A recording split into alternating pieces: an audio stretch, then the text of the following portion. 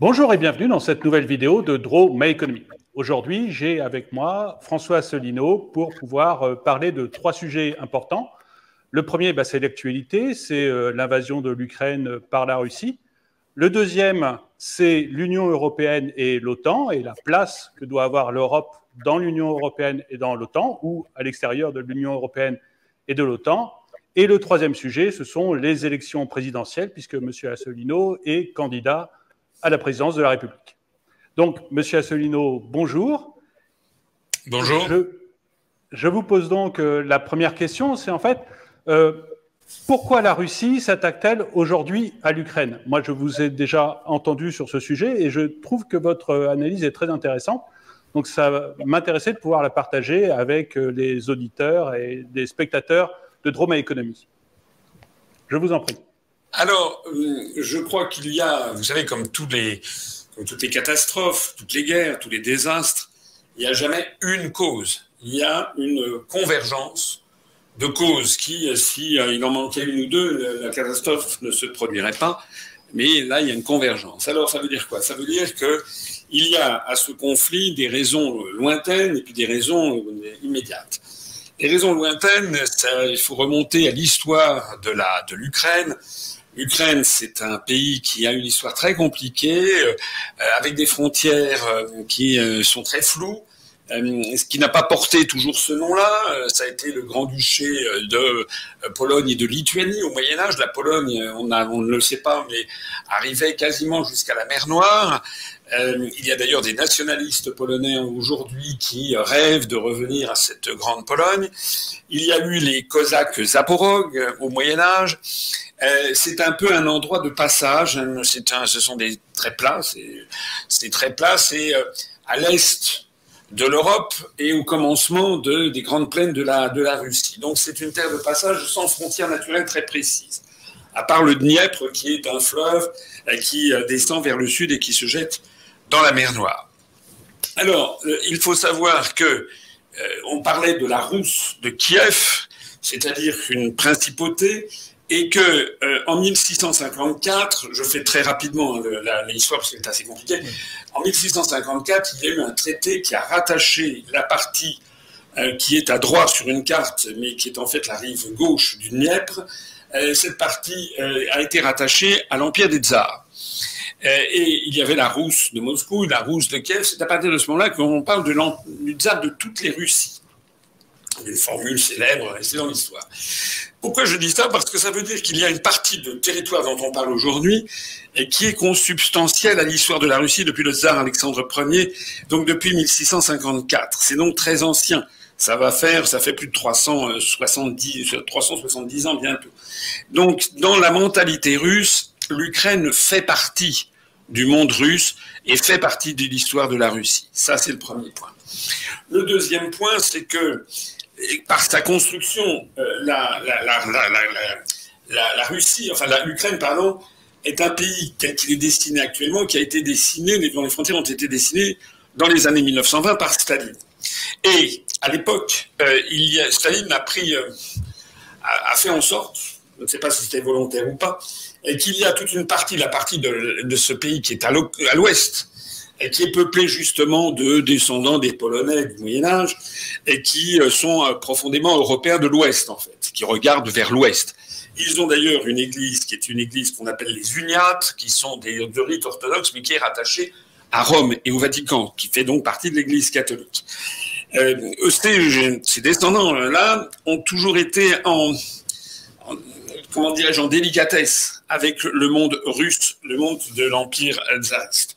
En revanche, à l'est de l'Ukraine actuelle, il y a des russophones, russophiles et parfois d'origine russe eux-mêmes, qui ont la nationalité ukrainienne, mais qui regardent vers l'est, regardent vers Moscou, regardent vers également, enfin, dont la religion, c'est la religion orthodoxe, qui ne reconnaît pas le magistère de Rome.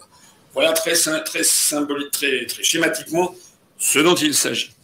Alors, il y a, lorsqu'en 1900, dans les années 40, enfin, il y a eu l'opération Barbarossa, c'est-à-dire lorsque Hitler a envahi l'Union soviétique, les troupes nazies sont passées à travers l'Ukraine, on est en 1941, et la partie occidentale de l'Ukraine a accueilli une partie de la population, du moins a accueilli en libérateurs les armées allemandes. Libérateurs parce qu'ils les ont considérés comme permettant de se libérer du joug non seulement du joug de ce qui était devenu l'URSS, l'ancien empire des tsars, mais également de la férule de Joseph Staline qui n'était pas réputé pour avoir la main légère, donc de la dictature stalinienne. Et donc, il y a une partie de la population ukrainienne qui a embrassé les idées nazies. Au point d'ailleurs que l'un des héros, si l'on peut dire, de l'histoire ukrainienne, il s'appelle Bandera, Stepan Bandera, et qui a été en fait un collaborateur des nazis, même plus qu'un collaborateur, puisqu'il s'est engagé dans la Wehrmacht, et il a piloté avec d'autres soldats ukrainiens, il a donné main forte aux Einsatzgruppen des nazis, c'est-à-dire à ces commandos de tuerie de masse, où les nazis, c'était avant l'invention des camps de la mort, eh bien, rassemblaient des quantités de juifs notamment, et pour les assassiner, notamment à Lvov, dans l'ouest du pays. Alors même qu'à l'est du pays, eux qui regardent toujours vers l'est, étaient restés plutôt fidèles à Moscou et à Staline. Alors, de cette disparité à l'intérieur du même peuple, sont nées évidemment des haines inexplicables que l'on voit encore aujourd'hui. On les voit encore aujourd'hui puisque le gouvernement de Kiev, on n'en parle pas beaucoup dans les médias occidentaux, on en parle même, si possible d'ailleurs, on n'en parle pas du tout. Heureusement qu'il y a des médias alternatifs pour en parler un peu à la population. Eh bien, il y a dans les alliés du pouvoir de Kiev, il y a carrément des néo-nazis. Il y a notamment un parti politique qui s'appelle Svoboda, ce qui veut dire la liberté, un autre qui s'appelle Pravi Sektor, c'est-à-dire le secteur droit, qui ont des affinités, des amitiés, des pensées qui sont de type extrême droite, néo-nazi, et volontiers d'ailleurs racistes et antisémites. En revanche, dans l'est du pays, on est resté fidèle à la mère patrie russe, on n'y est plus vraiment communiste, mais on y est en général en faveur de Poutine et de la Russie poutinienne. Bien entendu, ce sont des choses schématiques, ça n'est pas, il faudra entrer dans le détail. Et donc, depuis, ce conflit est latent. Ça, ce sont les causes lointaines.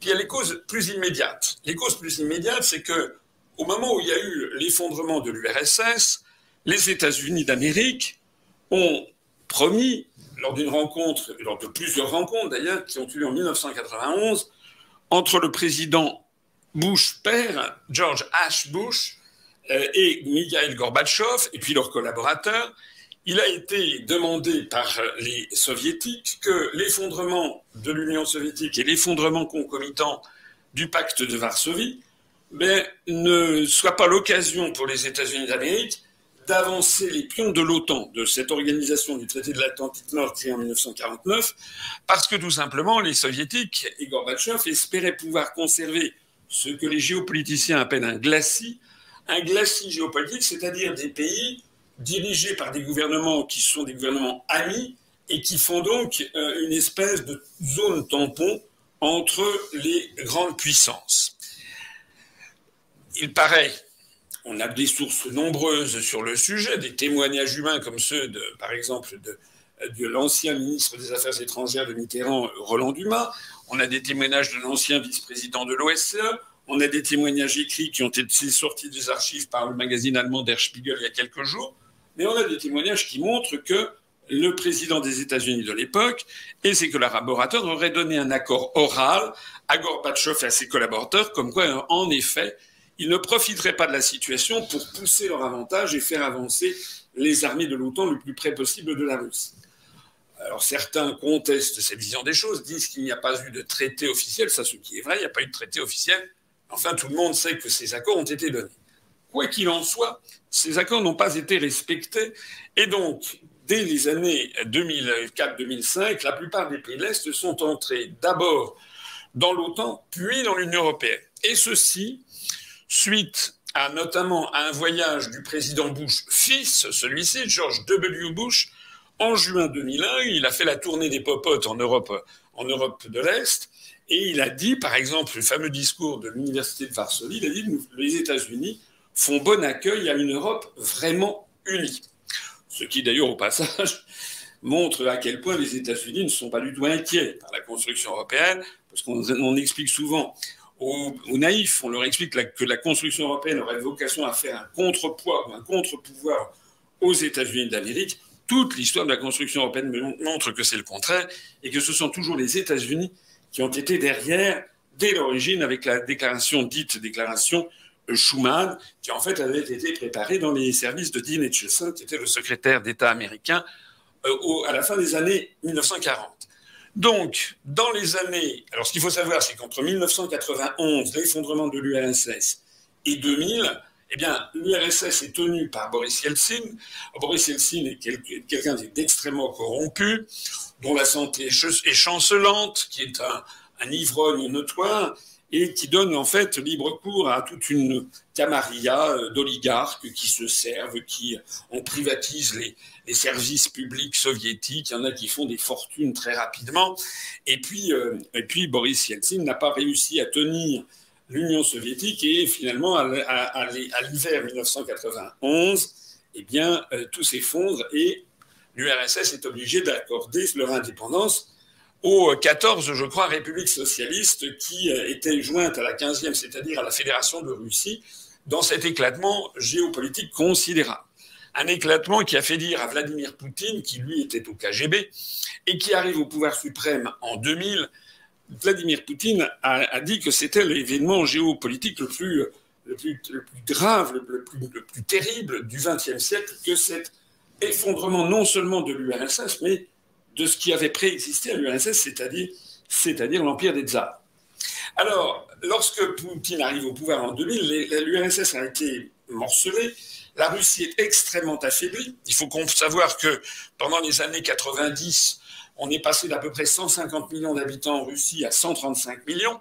Je dis des chiffres approximatifs, ça veut dire quand même qu'il y a quasiment 10% de la population qui a disparu, soit par surmortalité, soit par manque de naissance, soit par exode, et les gens qui préfèrent aller à l'étranger. Donc c'est un pays qui est en plein effondrement de toute nature. Ce que va faire Vladimir Poutine, ce qui fait que, quel que soit le jugement que l'on peut porter sur cet homme, ce qui fait qu'il restera une figure très importante de l'histoire de la Russie, c'est qu'il va être celui qui va arrêter la désintégration et qui va redonner du tonus à la Russie. Il a rétabli la Russie avec des méthodes, évidemment, parfois expéditives et pas toujours démocratiques. Je dis pas toujours parce qu'il ne faut pas exagérer non plus. Il y a quand même des élections en Russie et le parti qui se réclame de lui fait des scores du style 70%, 65%. Ce ne sont pas des scores de 99,5%. Il ne faut pas exagérer. Et il y a quand même un débat, il y a des opinions qui se manifestent en Russie. Alors, c'est vrai que tout ça est très surveillé, mais enfin, quand je vois par exemple que les médias français dénoncent le fait que en Russie, la plupart des gens sont hébétés, regardent les télévisions et les radios d'État et n'entendent qu'un son de cloche, je ris jaune, si j'ose dire, parce que c'est exactement la même chose en France, en miroir. Voilà. J'ai vu c'était, je crois, sur France Info, il disait oui, mais Poutine, voilà, il n'y a pas d'opposition, etc. En fait, il y a des chaînes d'opposition de télévision qui reçoivent quand même des représentants ukrainiens. Moi, je n'ai pas vu beaucoup à la télévision française ou sur les grandes chaînes de radio et de télévision françaises, je n'ai pas vu beaucoup de représentants de la Russie pouvoir s'exprimer ou de journalistes russes donner un autre point de vue. Je referme ma parenthèse parce que je veux terminer la réponse à votre question. C'est que Vladimir Poutine, lorsqu'il arrive au pouvoir, se donne pour tâche de redresser la Russie, ce qu'il va réussir dans de nombreux domaines, notamment en matière économique, en matière industrielle, en matière de l'histoire. Il redonne fierté au peuple russe, notamment en réussissant quelque chose qui n'est pas suffisamment souligné dans les médias, c'est il arrive à faire ce qu'a fait Jules Grévy en France à la fin du XIXe siècle, c'est-à-dire à réconcilier. Jules Grévy avait réconcilié à la fin du XIXe siècle les républicains, les royalistes, les catholiques, etc., dans une espèce de même communion autour de l'idée de république, ce qui n'était pas c'était pas une mince affaire, puisque toute l'histoire française du 19e siècle, c'est justement une explosion entre des courants, les bonapartistes, les légitimistes, les orléanistes, les républicains, etc. etc. Ben, c'est ce qu'a fait, d'une certaine façon, Vladimir Poutine. Moi, je me rappelle avoir été, pour le 70e anniversaire de la victoire, j'étais allé donc en 2015 en Crimée pour le 70e anniversaire de la victoire sur le nazisme.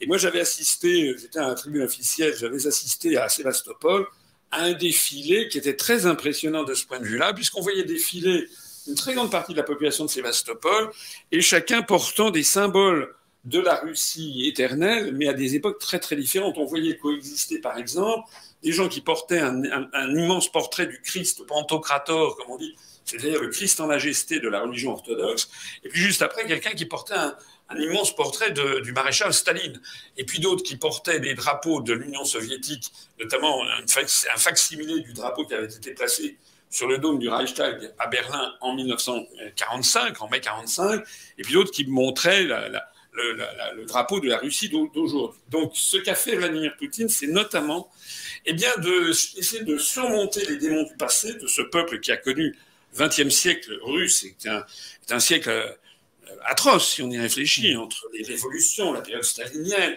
les 30 millions de morts de la Seconde Guerre mondiale, qu'on appelle la Grande Guerre patriotique. Enfin, c'est quelque chose, c'est une histoire de convulsion terrible. Et Vladimir Poutine a apporté, dans l'ensemble russe, un retour à la fierté nationale. Il a d'ailleurs redonné toute sa place à la famille impériale. Il a apporté la paix et un renouveau démographique, culturel, économique à son pays.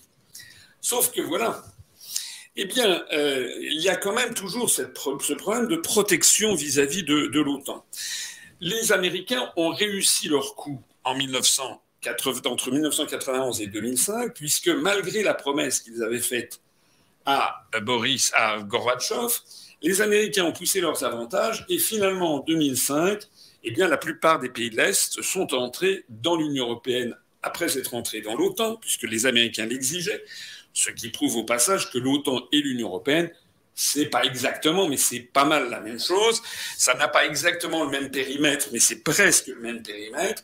Et c'est dans un cas, la façade, j'allais dire, civile économique, c'est l'Union européenne, et de l'autre côté, c'est la façade militaire, en fait, d'une même médaille. Ce sont les deux faces d'une même médaille, qui est en fait l'assujettissement de l'Europe à un glacis politique dominé par les États-Unis d'Amérique. Mais quand Poutine a redressé la Russie, il a été confronté à la volonté des États-Unis de poursuivre leur poussée vers l'Est, et pour essayer d'arracher à l'influence russe les deux États qui faisaient encore tampon, qui sont d'une part la Russie blanche, la Biélorussie, capitale Minsk, dirigée par un autocrate qui s'appelle Loukachenko, et d'autre part l'Ukraine. Et ce sont ces deux grands États, surtout l'Ukraine, qui est un État quand même très grand, ce sont ces deux grands États qui, si les États-Unis arrivent à les arracher, eh bien, les géopoliticiens américains estiment que ça sera fini pour toujours de la puissance russe et de celui qui possédera le centre du continent eurasiatique. C'est pas moi qui l'invente, ça a été écrit par Zbigniew Brzezinski, qui est un Américain, malgré son nom d'origine polonaise, et qui a écrit un livre qui s'appelle The Great Chessboard en anglo-américain, c'est-à-dire le grand échiquier, et dans lequel il dit exactement ça, que si l'Ukraine était récupérée dans l'OTAN, si on arrachait l'Ukraine, eh bien la Russie serait reléguée au centre des steppes. D'ailleurs, au passage, l'Ukraine qui possédait à l'époque, lorsque Brzezinski a écrit celui qui possédait la Crimée, ça permettrait d'arracher aussi à la Russie son seul port en mer chaude. Alors, un petit mot, mais j'ai l'impression d'être peut-être un peu long, c'est peut-être un petit peu trop long, mais un petit mot quand même sur la Crimée, c'est très très important, puisque la Crimée, c'est une péninsule dans la mer Noire, dans laquelle il y a le très grand port militaire de Sébastopol. Cette péninsule n'a jamais été ukrainienne, elle appartenait à des principautés musulmanes relevant de l'Empire ottoman jusqu'au XVIIIe siècle, jusqu'à l'intervention vers les années 1780 de la Grande Catherine de Russie, qui a envoyé des troupes russes envahir la Crimée. Donc la Crimée n'a jamais été en fait ukrainienne. Et la Grande Catherine de Russie a fait ça parce que les géographes et les militaires russes avaient remarqué qu'il y avait dans cette péninsule un port naturel magnifique et dans lequel l'armée russe, qui pourrait servir fort opportunément à la marine russe, puisque vous le savez, le drame ancestral de la Russie, c'est de ne pas avoir accès aux mers chaudes et d'être toujours soit une puissance continentale enfermée dans le continent eurasiatique et les fenêtres dont elle dispose sur les océans, c'est soit l'océan Arctique avec le port d'Arkhangelsk qui est pris dans les glaces 7 à 8 mois par an ou plus, et puis à l'autre bout de la planète, du côté de Vladivostok et Nakhodka, deux ports qui donnent sur la mer, ça doit être la mer du Japon à cet endroit-là, ou la mer d'Okhotsk, et qui donc eux aussi sont dans des mers froides, et puis c'est vraiment situé à l'autre bout du monde. Et puis donc pour l'Europe, pour l'accès à la Méditerranée, l'accès à l'océan Atlantique, à tout moment, eh bien le seul port, c'est le port qui a été créé donc par la Grande Catherine, qui a appelé ça la ville de Sébastien, ça se dit Sébastopol, et qui a donc créé ça ex nihilo. Donc cette ville de Sébastopol, cette implantation militaire et la Crimée, ce sont des créations russes du XVIIIe siècle. L'implantation humaine, c'est également des populations russes. Alors, le hasard de l'histoire, parce que rien n'est simple dans toutes ces histoires, le hasard de l'histoire a voulu qu'en 1954, pour le tricentenaire du traité de Péréoslav de 1654, qui a rattaché une partie, comme je le disais tout à l'heure, de ce qui est devenu l'Ukraine, la Rousse de Kiev qui a été intégrée à l'Empire tsariste, ce qui est un peu le début de l'histoire de l'Empire de toutes les Russies, eh bien pour ce tricentenaire très symbolique pour l'histoire russe, très très attaché au cœur des Russes, eh bien le secrétaire général de l'Union soviétique de l'époque, Khrouchtchev, avait décidé de faire cadeau, comme ça, de faire cadeau de la péninsule de Crimée à la République socialiste soviétique d'Ukraine, alors qu'elle était auparavant, faisant partie de la Fédération de Russie, de la République socialiste fédérative de Russie. Alors, à l'époque, comme il s'agissait, comme tous ces États étaient des membres de l'Union soviétique, ça n'a pas paru quelque chose qui portait à conséquences très graves. C'est comme s'il y avait un morceau, par exemple, de la Floride qui était donné, je ne sais pas moi, à l'Alabama, ou un morceau de la Californie qui était donné à l'Arizona. En fait, tout ça, ça serait dans les États-Unis d'Amérique, on ne porterait pas attention. Donc à l'époque, les gens n'y ont pas beaucoup porté attention, mais ce transfert a été fait selon les formes juridiques du droit international. Il y a vraiment eu un transfert de la République socialiste fédérative de Russie à la République socialiste soviétique d'Ukraine. Voilà, en 1991, lorsque l'Union soviétique s'effondre, toutes les républiques issues de l'URSS donc prennent leur indépendance, y compris la République socialiste soviétique d'Ukraine, laquelle donc part, si j'ose dire, avec le magot, c'est-à-dire avec la péninsule de Crimée. Ce qui est absolument inacceptable pour le pouvoir de Moscou, bien entendu. Mais comme je vous l'ai dit, à l'époque, la Russie était très affaiblie avec Boris Yeltsin.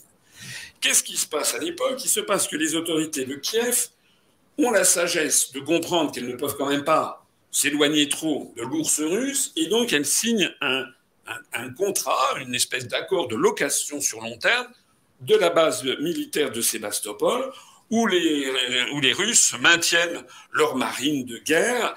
Donc en fait, ça n'a pas bougé.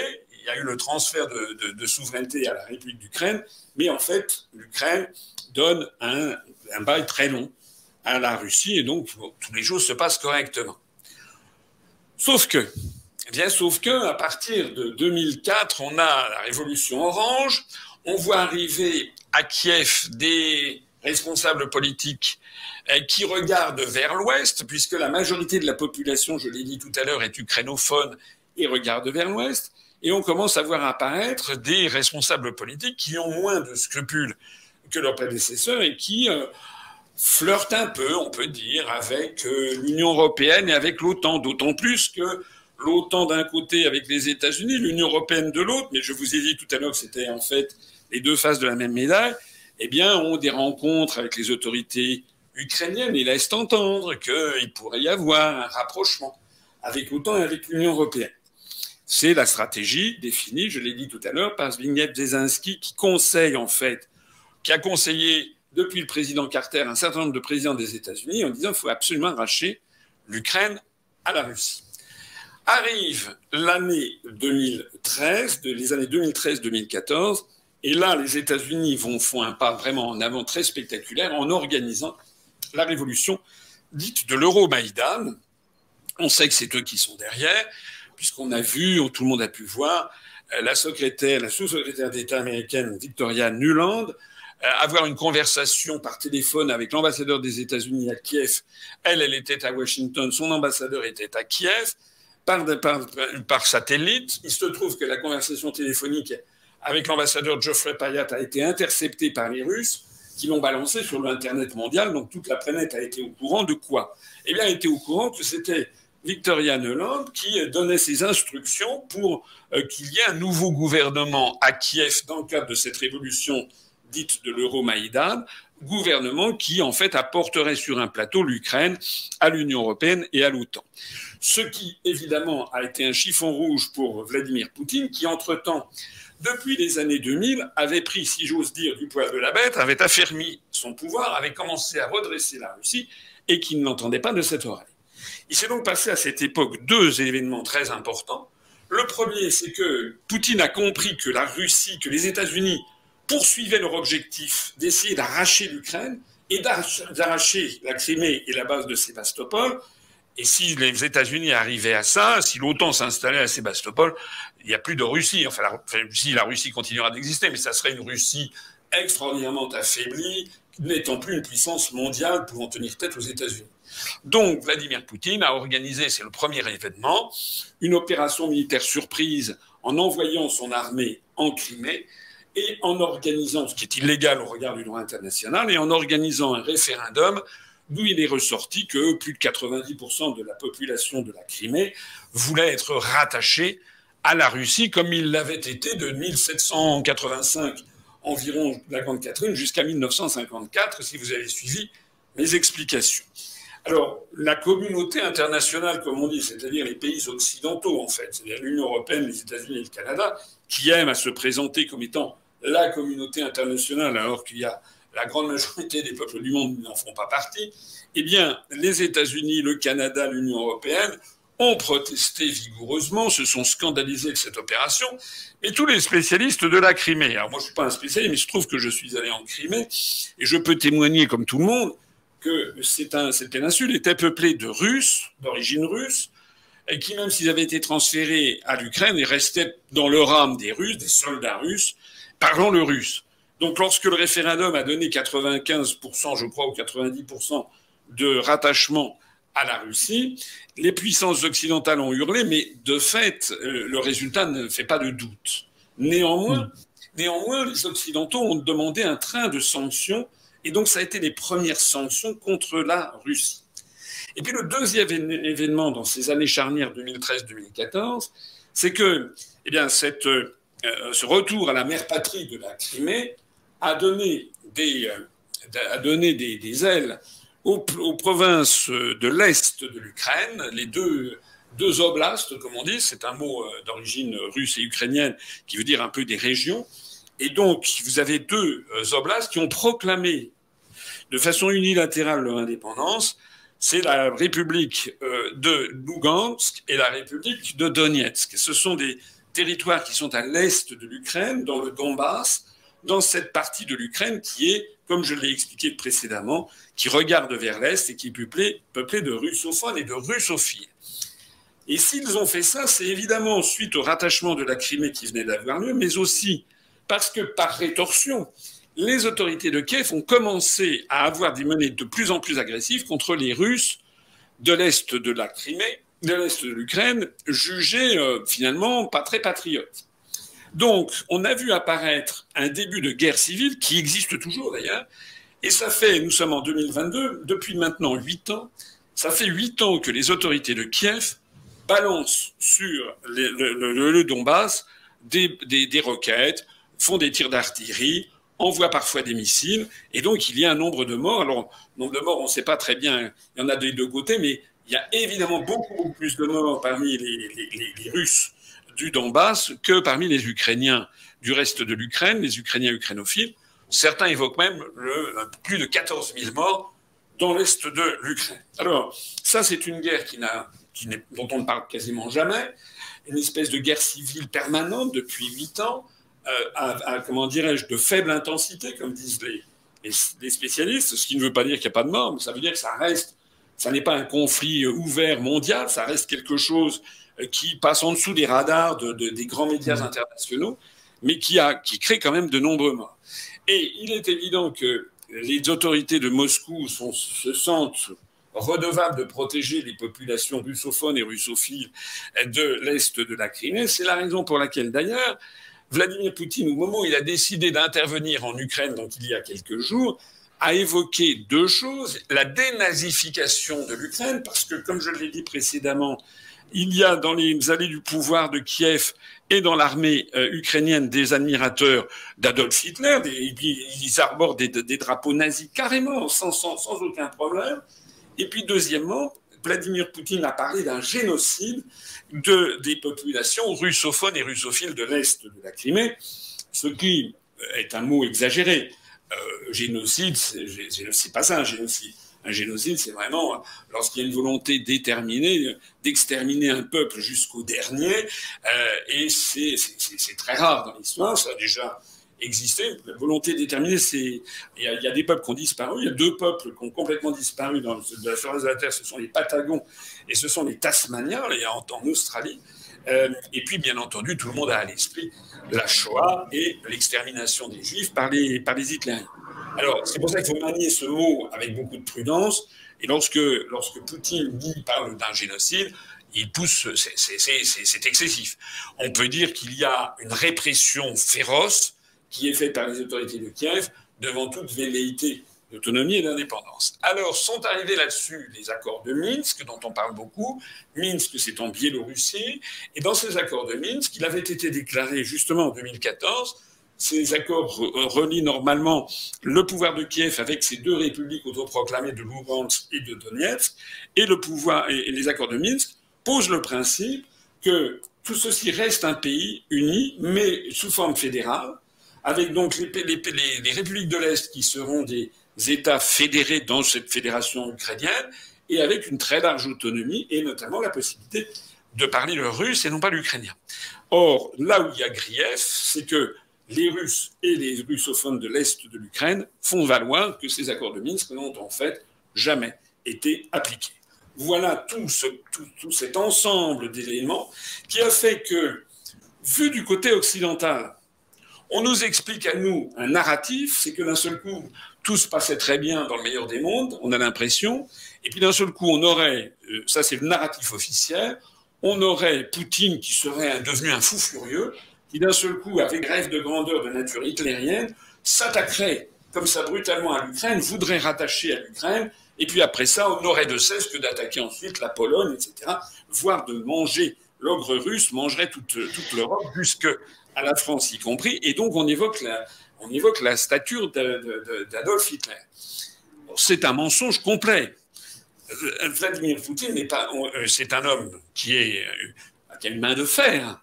C'est un type qui est au pouvoir à Moscou depuis 22 ans, même s'il a pendant quelques années laissé de façon le pouvoir à Dimitri Medvedev, lui prenant le poste de Premier ministre, mais c'était de façon factice.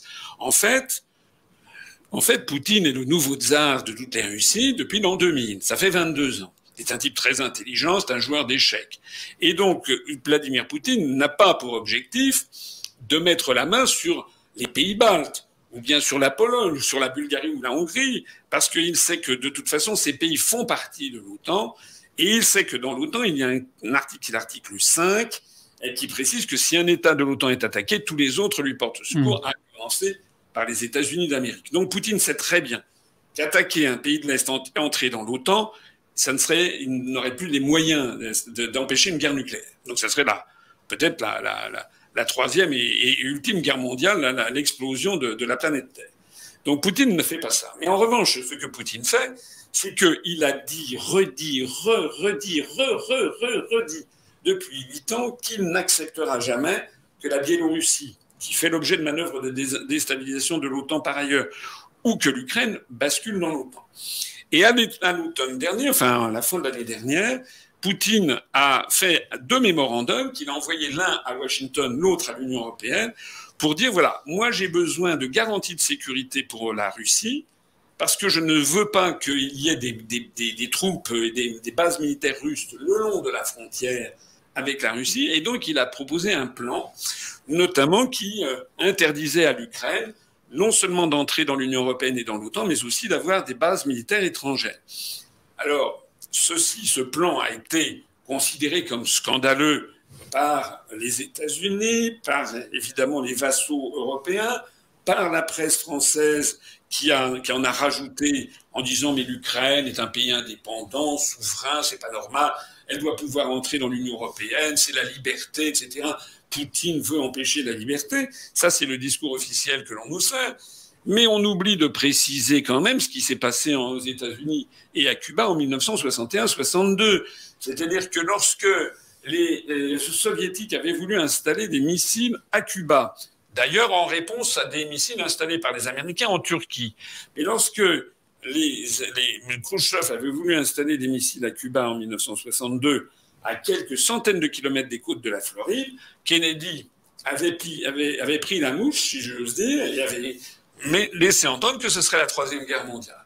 Il y a eu quelques jours où la planète a vacillé dans ces années-là, et puis finalement, eh bien, c'est Khrouchtchev qui a mis le genou à terre et qui a fait revenir des missiles en Union soviétique, ce qui d'ailleurs a scellé sa chute, puisque quelques mois après, en fait, il a disparu, il a été remplacé par ce que l'on a appelé une troïka avec Léonid Brejnev, qui était le secrétaire général du Parti communiste de l'Union soviétique, Andrei Gromyko, qui était le ministre des Affaires étrangères, et Nikolai Podgorny, qui était le président du Soviet suprême. Voilà comment ça s'est passé.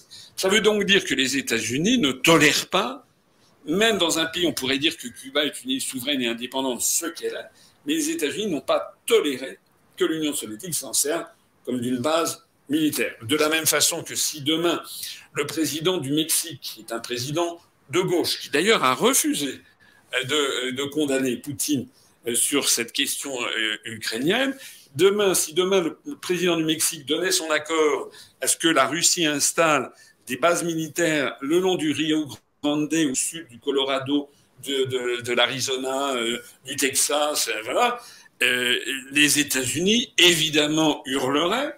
Les États-Unis mettraient certainement un ultimatum pour que ces bases militaires soient frappées. Et je suis persuadé que nos médias occidentaux, que tous nos commentateurs donneraient évidemment raison aux États-Unis. Voilà. Donc, tout ceci pour dire, et en conclusion générale, qu'il faut absolument se méfier du narratif officiel qui nous est administré, qui présente la vérité de façon hémiplégique et qui oublie toute une partie des explications qui montrent que loin d'être un fou furieux, loin d'être un nouveau Hitler, eh bien, Vladimir Poutine, j'allais dire, c'est presque un nouveau Kennedy, c'est-à-dire il ne veut pas que son pays soit menacé par des armées étrangères qui seraient à proximité. Il a déjà d'ailleurs, au passage, et je terminerai là, il y a déjà énormément de bases militaires qui sont menées dans des pays de l'OTAN, notamment les pays baltes. Je rappelle que les Français ont prépositionné 300 soldats et des chars Leclerc dans une base qui s'appelle Tessa, qui est en Estonie, qui est à une centaine de kilomètres de la frontière entre l'Estonie et la Russie, et qui est à 250 kilomètres de Saint-Pétersbourg, qui est quand même la capitale impériale de toutes les Russies, qui est la deuxième ville de Russie. Qu'est-ce que l'on dirait, nous, honnêtement, si on apprenait qu'à Andorre, il y avait 300 soldats russes qui venaient d'être installés avec des chars, des engins blindés russes à 200 kilomètres de Bayonne ou de Toulouse. Les Français se diraient qu'est-ce que c'est que ça, et ça ne leur plairait pas. Sauf qu'avec la Russie, il y a non seulement ça en Estonie, mais il y a la même chose en Lettonie, en Lituanie, en Pologne, en Bulgarie, en Roumanie. Donc il y a tout un faisceau. L'ensemble de la Russie est bordé de bases militaires américaines. Les Russes ne veulent pas que ces bases avancent encore et s'emparent de l'Ukraine. Voilà, je crois, résumer la situation. D'accord. Je vous remercie parce que c'est un résumé qu'on n'entend pas tellement sur les chaînes audio habituelles, les chaînes de télévision, etc., qui effectivement mettent toute la responsabilité sur Vladimir Poutine. Donc enfin moi, ce que j'en ai retenu, c'est un peuple ukrainien, mais qui est grosso modo séparé en deux, c'est-à-dire ceux qui sont amis de l'Est et ceux qui sont amis de l'Ouest. et puis une arrivée de l'OTAN tout autour de la Russie, ce qui ne peut pas être vraiment accepté par Vladimir Poutine. Par contre, j'aimerais quand même préciser quelque chose, et je pense que vous êtes d'accord avec moi, c'est que si la responsabilité peut être partagée, en tout cas avec l'OTAN, il y a quand même une violation du droit international dans ce qu'a fait Vladimir Poutine, qui est d'envahir un pays, l'Ukraine, qu'il arrivera probablement à envahir totalement. Aujourd'hui, les médias disent qu'il patine, mais finalement, on n'est qu'à 6 ou 7 jours de l'invasion. Donc, pour envahir un pays de 40 millions d'habitants, mettre une semaine, c'est pas complètement fou. Donc, il arrivera probablement à ses fins. Mais est-ce qu'on peut être d'accord sur le fait que quand même Vladimir Poutine enfreint le droit international et commet quelque chose de... Alors illégal n'est pas le bon mot parce que... on peut dire... Alors moi, tout à fait d'accord avec vous. J'ai été parmi les premiers d'ailleurs à le dire. J'avais même été interviewé par I24 News, la télévision israélienne, une semaine avant. Il m'avait posé la question si Poutine intervenait en Ukraine, ce que moi je n'avais pas du tout exclu, hein. Contrairement, j'ai vu M. Zemmour avait dit je prends le pari, etc. Non, M. Zemmour a une fois encore dit n'importe quoi et parlait trop vite. Non, moi j'avais toujours dit les renseignements américains, il faut les regarder de près. Il y avait quand même anguille sous roche. On voyait quand même que Poutine avait amassé des troupes de façon considérable. Ce qui est vrai, c'est que Poutine a essayé pendant des mois, il faut quand même le rappeler, d'abord pendant 8 ans. Pendant 8 ans, il y a eu cette pomme de discorde, puisque depuis 8 ans, les populations russophones sont attaquées, avec 14 000 morts. Et pendant des mois, Poutine a essayé d'obtenir l'engagement des Occidentaux que l'OTAN ne s'installe pas en Ukraine. Il ne dit rien d'autre, en fait, hein, Poutine. Et puis, bon, il s'est heurté à la mauvaise foi des Occidentaux, et donc il a fini, si j'ose dire, par craquer en envahissant l'Ukraine. Alors, je suis absolument d'accord. C'est ce que j'avais dit à I24, c'est une violation du droit international. Parce que je rappelle que le droit international, qui est un droit qui a commencé à émerger au XVIIe siècle avec un juriste néerlandais qui s'appelait Hugo van Groot, qu'on appelle Grotius en latin, c'est un droit très particulier, le droit international. Parce qu'il n'y a pas d'autorité au-dessus. Hein. C'est un droit auto-accepté, si l'on peut dire. Hein. Lorsque vous avez un droit, par exemple en France, qui vous interdit de rouler à plus de 70 km/h sur une route, si vous ne le respectez pas, ben vous allez avoir la police qui va vous déposer une amende, etc. Vous avez un appareil d'État pour faire respecter le droit. Cet appareil d'État est au-dessus. Mais en revanche, entre des États souverains, qu'est-ce qui peut faire respecter le droit ? Ça a été le gros problème pendant des siècles, et ça aboutit à la charte de San Francisco qui crée l'ONU en 1945. L'ONU étant une espèce, non pas de gouvernement mondial, c'est inexact, mais d'autorité suprême co-dirigée par un certain nombre d'États, notamment les 5 membres permanents au Conseil de sécurité, qui sont les États-Unis, la Russie successeur de l'Union soviétique, la République populaire de Chine, la France et le Royaume-Uni. Ça a été défini à la fin de la Seconde Guerre mondiale.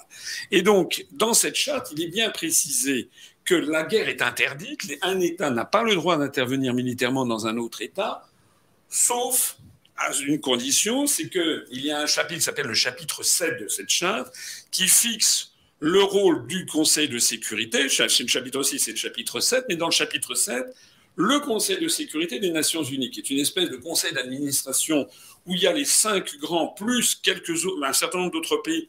Donc il y en a quelque chose comme 16 ou 18 en plus qui, eux, ne sont pas des membres permanents, qui sont élus pour des périodes de 2 ans et qui essayent de représenter les différents continents et les différentes civilisations. Actuellement, par exemple, vous avez au Conseil de sécurité l'Inde et les Émirats arabes unis. Eh bien, ce conseil d'administration, si on peut dire, c'est lui qui donne ou non l'autorisation à un pays souverain ou à plusieurs pays d'intervenir militairement dans une guerre. Par exemple, la guerre de Corée.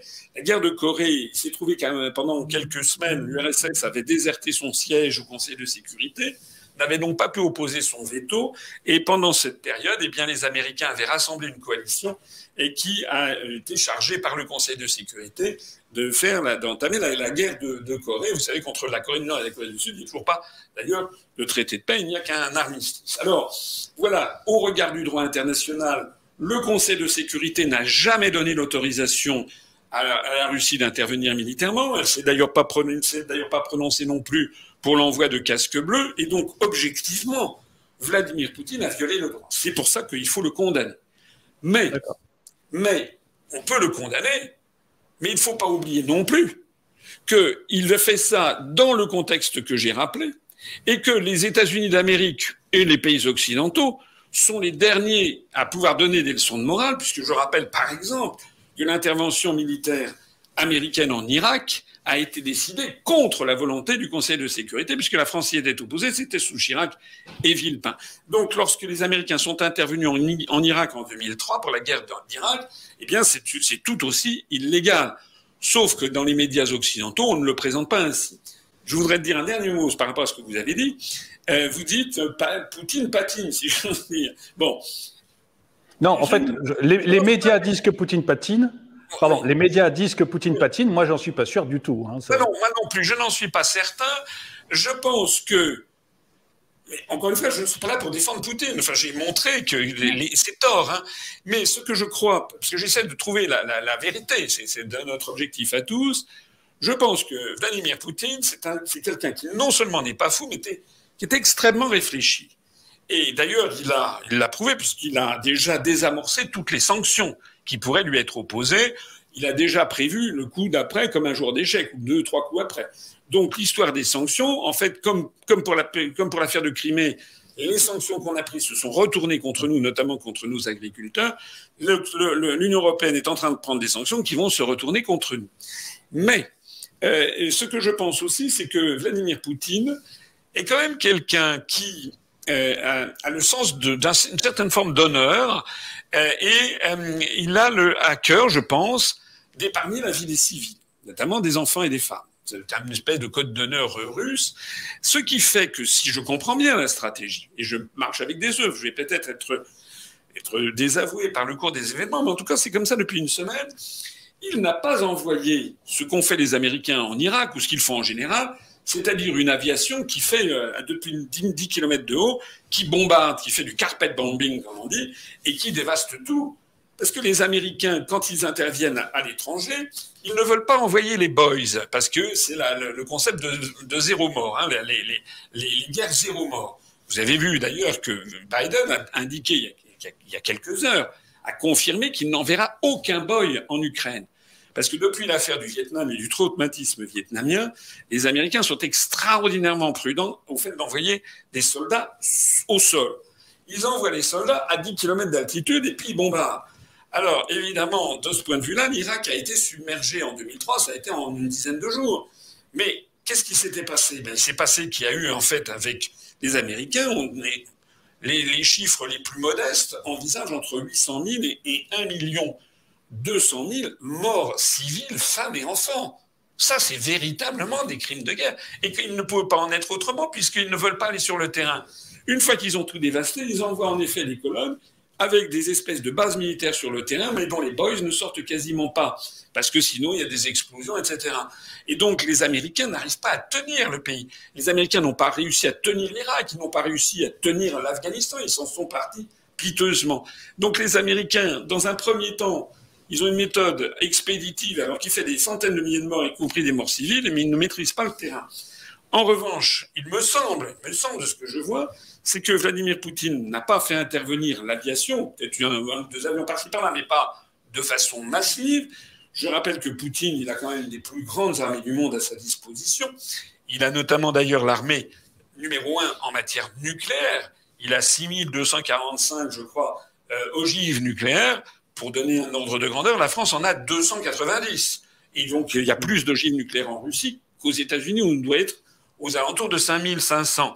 Donc, par ailleurs, les Russes, l'armée russe a 15 ans d'avance sur les États-Unis quant aux missiles antimissiles du style SS-300 ou SS-400, mais aussi quant aux missiles hypersoniques et aux missiles furtifs, notamment le fameux RS-28 que l'OTAN a surnommé Satan II, qui est un missile qui est diabolique, en effet, qui fonctionne depuis 2016. Les Russes peuvent envoyer ce missile qui a 10 000 km de portée, qui contient 12 ogives nucléaires et qui est furtif, donc qui n'est pas repérable par les radars. Si demain Poutine décidait d'envoyer ça sur la France, il y a un risque énorme à ce qu'on ne voit même pas arriver le missile. En plus, on n'aurait pas la capacité de réaction parce qu'il va trop vite. Et la France serait détruite, rayée de la carte en quelques secondes. C'est ça qu'il faut comprendre. C'est-à-dire que lorsque vous avez quelqu'un comme le ministre des Finances, Monsieur Le Maire, qui dit qu'il va faire une guerre à outrance, une guerre économique à outrance à la Russie, et que Medvedev, celui qui fut président à la place de Poutine et qui est dans les allées du pouvoir, lui répond par un tweet qu'il faudrait bien de s'écraser parce que les guerres économiques peuvent devenir des guerres totales. Normalement, M. Le Maire aurait dû présenter sa démission. Enfin, c'est complètement déraisonnable, complètement irresponsable de la part d'un ministre d'un gouvernement occidental que de jouer les marioles face à la Russie. C'est l'un des grands non-dits de toute cette affaire. C'est que tout le monde dit oui, il faut se battre, c'est scandaleux, etc. Mais qui est d'accord pour aller se battre contre les Russes? Je dis bien contre les Russes. Madame Florence Parly, ministre des Armées, elle a été à l'Assemblée nationale hier et elle a dit comment dirais-je, l'option d'attaquer la Russie, d'entrer en guerre contre la Russie, n'est pas sur la table. Ça ne fait pas partie de l'agenda. Lorsqu'il s'agit de prêter main forte aux Ukrainiens, qu'a fait Macron? Il a envoyé des soldats en Estonie pour renforcer le contingent qu'on a déjà et en Roumanie, qui sont deux pays de l'OTAN, dont j'ai dit tout à l'heure, il y a une dizaine de minutes, je crois, que de toute façon, Poutine n'attaquerait pas les pays de l'OTAN. Donc c'est un soutien de Tartuffe, en fait. On dit en fait aux Ukrainiens, allez-y, battez-vous, mais nous, non, nous on reste là, nous on se bat pas. Voilà. La seule chose qu'on fait, c'est qu'on envoie des armes. Bon. Mais du coup, selon vous, qu'est-ce qu'il faudrait faire maintenant? Si vous étiez président, par exemple, quelles sont les étapes à faire maintenant pour que cette guerre s'arrête le plus rapidement possible, le mieux possible, et que la tension redescende au niveau mondial et qu'on puisse reprendre des vies sans menace? Alors, moi, on connaît mon programme, et j'en profite pour le rappeler. Ça fait 15 ans que j'ai créé un mouvement politique où je dis contre vents et marées, malgré j'ai été brocardé, calomnié, diffamé, insulté, etc. Je persiste ici depuis 15 ans. Il faut que la France sorte de l'Union européenne et sorte de l'OTAN. Pourquoi ça? Parce que l'Union européenne et l'OTAN, je l'ai dit tout à l'heure, c'est la même face, c'est la même médaille, ce sont les deux faces d'une même médaille, une médaille qui a été créée, forgée à la fin de la Seconde Guerre mondiale, entre 1949, le traité de l'OTAN, 1951, le traité de la CECA, 1957, le traité de Rome, et qu'il s'agit en fait de créer un glacis géopolitique pour les Américains. Sortir de l'Union européenne et de l'OTAN nous rendrait, ce qui est la vocation de la France, ce que De Gaulle avait d'ailleurs parfaitement compris, nous rendrait ce rôle de puissance souveraine, indépendante et d'équilibre, en restant amis avec les différentes grandes puissances du monde. Si la France n'était pas dans l'OTAN aujourd'hui ni dans l'Union européenne, la France serait à même de jouer les bons offices. Je rappelle, c'est ce qui s'est passé en 1968, lorsqu'il y a eu les négociations sur la paix en Indochine, et au Vietnam plus exactement. La France était encore dans l'OTAN, mais De Gaulle l'avait fait sortir du commandement militaire intégré. Et donc, cette France, qui était un pays occidental, mais qui était un autre Occident, si j'ose dire, que le monde anglo-saxon, avait été perçue par toutes les parties belligérantes comme acceptable pour que commencent les accords qui ont donné naissance aux accords de Paris à partir de 1968. Ils s'étaient réunis avenue Kléber. Il y avait donc les Américains, les Sud-Vietnamiens, le Viet Cong, c'est-à-dire les Sud-Vietnamiens communistes armés par le Nord-Vietnam, et qui étaient présents et qui ont commencé les négociations à Paris. Lorsque Macron se rend maintenant en Russie pour parler avec Vladimir Poutine l'a humilié devant la planète entière, ce qui n'était pas très gentil de la part de Poutine, mais Poutine a envoyé un message quand même très clair, c'est qu'il ne faut pas quand même que M. Macron se prenne pour ce qu'il n'est pas. M. Macron est perçu, vu par Poutine, vu par Moscou, non pas comme un monsieur bons offices, mais comme un porte-parole du camp occidental, dont nous faisons partie, hélas. Parce qu'on ne peut pas être jugé parti. Ça veut donc dire que, pour répondre à votre question, ce qu'il faudrait, c'est sortir de l'Union européenne et de l'OTAN. Comme nous n'en sommes, hélas, pas là, Je pense qu'aujourd'hui, il faudrait avoir une puissance tierce qui n'ait pas de conflit d'intérêts, comme on dit maintenant, c'est-à-dire un État ou une organisation qui ne soit ni dans l'Union européenne, ni dans l'OTAN, ni un allié connu et reconnu de la Russie. Alors ça pourrait être, je ne sais pas, une puissance tierce qui pourrait être, j'en sais rien, ça peut aller depuis le Vatican, on pourrait même imaginer. Après tout, la papauté dans les siècles antérieurs, même encore dans les années 30, c'est le pape Pie XI, je crois, qui avait réglé un contentieux entre la France et le Mexique quant à l'attribution de l'île de Clipperton dans le Pacifique Nord, que le pape a attribué d'ailleurs à la France. Ça peut être un exemple. Ça peut être un grand pays comme l'Inde, par exemple. Ça peut être un pays comme l'Afrique du Sud. Ça pourrait être plusieurs pays qui pourraient se réunir.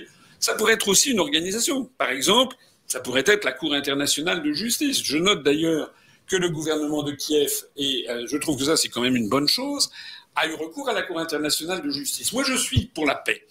Et pour la paix, pour arriver à la paix, il faut avoir des solutions qui soient admises par tout le monde et qui soient justes, fondées sur la justice. Il se trouve que dans les organisations onusiennes, la Cour internationale de justice de La Haye, elle est faite pour régler les différends entre les États. Moi je trouve que, me semble-t-il, Poutine aurait pu avoir recours à la Cour internationale de justice pour la question justement de ce qui se passait en Ukraine de l'Est. Et peut-être que c'était difficile puisque justement ça concernait un pays qui était un pays tiers. Aujourd'hui, je pense qu'on pourrait convenir, il pourrait y avoir une mission bons office qui soit donnée à quelqu'un, une personnalité, à un juge connu de la Cour internationale de justice. Ça, ce sont les moyens, les modus operandi. Maintenant, l'objectif à poursuivre, vous n'allez pas changer ni Poutine ni la Russie demain, ni jamais. Vous n'allez pas changer le fait que les Russes, il n'y a pas que Poutine, contrairement à ce que l'on pense. Il y a également les gens qui sont avec lui, et une partie tout à fait significative du peuple russe. Hein. Faut pas se tromper du tout. Hein, faut pas du tout se tromper. Moi, je connais un petit peu la Russie, pas très très bien, mais j'y suis allé plusieurs fois. Je peux vous dire que les Russes sont majoritairement pour Poutine. J'ai pas dit, c'est pas 95%. Mais quand on nous explique que le pouvoir de Poutine est très menacé, non, ça n'est pas vrai.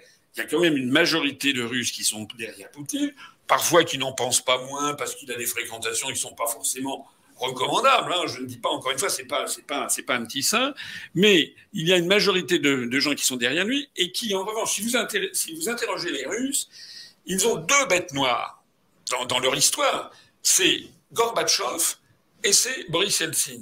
Parce que ce sont ceux qui ont détruit l'empire des tsars. Ce sont ceux qui ont détruit la mère patrie. Hein. Donc nous, les Occidentaux, on a l'impression que Gorbatchev, c'est un type formidable qui a libéré les Russes du communisme et qu'il doit donc être porté au nu dans son pays. Rien n'est plus faux. Gorbatchev est considéré comme un traître, alors que Vladimir Poutine est considéré comme quelqu'un qui se bat pour redonner à la Russie son pouvoir, sachant que le peuple russe est un peuple très patriotique, qui a été d'ailleurs éduqué dans cet amour de la patrie tout au long de la période communiste. Comme je le disais tout à l'heure, je crois la Seconde Guerre mondiale s'est appelée la Grande Guerre patriotique hein, en Russie, c'est le nom officiel. Et sous Poutine, l'éducation au patriotisme est également très, très, très, très fort. Donc, on ne changera pas les Russes et on ne changera pas leurs objectifs. Donc, la seule solution, je suis désolé, mais à mon avis, la seule solution viable, c'est que l'OTAN et les États-Unis arrêtent leur provocation, qu'ils abandonnent leur projet de vouloir arracher l'Ukraine à l'influence russe. C'est tout. Donc, ça veut dire qu'il faut arriver, à mon avis, à un traité international. C'est d'ailleurs ce que proposait Poutine peu ou prou, parce qu'il n'était pas inintelligent. Un traité où l'Ukraine deviendrait une espèce de pays neutre, hein, comme le fut la Finlande, qui l'est d'ailleurs toujours. La Finlande n'est toujours pas dans l'OTAN, même si l'OTAN veut faire entrer de force en ce moment la Finlande et la Suède, qui ne sont pas dans l'OTAN, mais l'OTAN veut, là aussi, cette posture agressive de se rapprocher de la Russie, mais je dirais un pays comme la Suisse. La Suisse est un pays qui n'est ni dans l'Union européenne, ni dans l'OTAN, qui est connu pour sa neutralité. Ça ne l'empêche absolument pas d'avoir des relations de bon voisinage avec ses voisins et d'être un pays tout à fait riche et tout à fait, c'est même un des pays les plus riches du monde, en fait, la Suisse. Donc, on pourrait très bien imaginer que l'Ukraine adopte un statut un peu comme la Suisse, proclame sa neutralité, refuse d'entrer dans toute combinaison géopolitique ou militaire, par exemple, refuse d'entrer dans l'OTAN, mais refuse d'entrer éventuellement dans des pactes militaires avec la Russie, proclame sa neutralité et proclame aussi qu'il n'entrera pas dans l'Union européenne. Ça correspondrait finalement à son statut d'État tampon. Alors bien sûr, il y a des gens qui disent oui, mais vous ne pouvez pas décider ça pour l'Ukraine, ce sont nos frères, ils veulent entrer dans l'Union européenne, on n'a pas le droit de les en empêcher. Bon, oui, mais comme disait Charles de Gaulle, la politique, c'est l'art des réalités. C'est ça. C'est-à-dire que l'Union européenne et l'OTAN, c'est la même chose. Hein, l'article 42 du traité de l'Union européenne place la politique étrangère de sécurité et de défense sous le magistère de l'OTAN, puisque elle est forcément compatible avec les décisions de l'OTAN. C'est inscrit dans l'article du traité. Donc, il faut bien comprendre que, vu de Moscou, l'Union européenne ou l'OTAN, si l'Ukraine entre dedans, c'est un casus belli au sens puissant du terme en termes juridiques, c'est-à-dire un cas pour faire la guerre. Voilà. Et donc, si on veut vraiment apaiser les tensions, il faut dire, une fois pour toutes, eh bien, l'Ukraine, on fait un traité international multipartite où l'Ukraine prend la qualité d'un État tampon, comme d'ailleurs la Biélorussie. D'ailleurs, je terminerai en signalant que Ukraine, c'est justement ce nom. Le mot Ukraine signifie la frontière, signifie un petit peu une zone tampon. Voilà. Et bien, c'est ça qu'il faut que l'Ukraine devienne, à mon avis, puisque vous me demandez mon avis.